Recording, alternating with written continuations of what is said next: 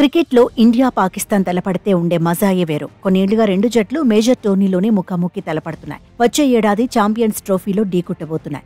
అయితే ఎక్కడ తలపడతాయన్నదే ఇప్పుడు హాట్ టాపిక్.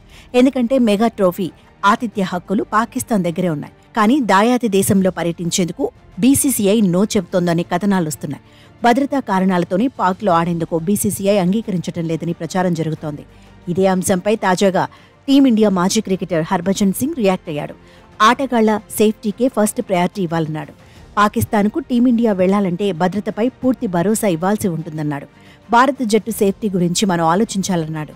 టీమిండియా భద్రతకు పాక్ భరోసా ఇవ్వకపోతే రోహిత్ సేన అక్కడికి వెళ్లాలని తాను కోరుకోవడం లేదన్నాడు. క్రికెట్ గురించే కాకుండా చాలా అంశాలను పరిగణలోకి తీసుకోవాల్సి ఉంటుందన్నాడు. అన్ని విషయాలను ఆలోచించాకే కేంద్రం నిర్ణయం తీసుకునే అవకాశం ఉంటుందన్నాడు. తాను మాత్రం క్రికెట్ గురించే చెప్పగలనన్నాడు. నిజానికి 1996 వన్డే వరల్డ్ కప్ తర్వాత ఐసీసీ ట్రోఫీకి పాక్ ఆతిథ్యం ఇవ్వలేదు. ఇప్పుడే పెద్ద టోర్నీకి ఆతిథ్యం ఇచ్చేందుకు రెడీ అవుతోంది. పాకిస్తాన్లో టీమిండియా పర్యటించాలంటే కేంద్ర ప్రభుత్వం కూడా గ్రీన్ సిగ్నల్ ఇవ్వాల్సి ఉంటుంది. 2008 తర్వాత పాకిస్తాన్లో భారత జట్టు పర్యటించలేదు. అయితే ఛాంపియన్స్ ట్రోఫీ కోసం పాక్కు టీమిండియా రావాల్సిందే అని పీసీబీ పట్టుబడుతోంది. బీసీసీఐ మాత్రం హైబ్రిడ్ మోడల్లో టోర్నీని నిర్వహించాలని కోరుతున్నట్టుగా ప్రచారం జరుగుతోంది. ప్రతిపాదిత షెడ్యూల్ ప్రకారం ఛాంపియన్స్ ట్రోఫీ వచ్చే ఏడాది ఫిబ్రవరి 19న మొదలవుతుంది. మార్చి 9న ఫైనల్ మ్యాచ్ ఉంటుంది.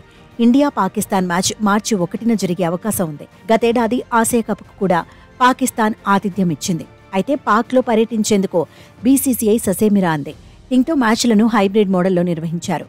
భారత్ తన మ్యాచ్లన్నింటినీ శ్రీలంకలోనే ఆడింది. ఇప్పుడు కూడా దుబాయ్ లేదంటే శ్రీలంకలోనే ఛాంపియన్స్ ట్రోఫీ మ్యాచ్లు జరిగే ఛాన్స్ ఉంది. ఈ ఈవెంట్లో మొత్తం 8 జట్లు పోటీ పడబోతున్నాయి. టీమిండియాపై భారీ అంచనాలు ఉండబోతున్నాయి. టీ20 వరల్డ్ కప్ గెలిచిన రోహిత్పై అందరి నజర్ పడబోతోంది.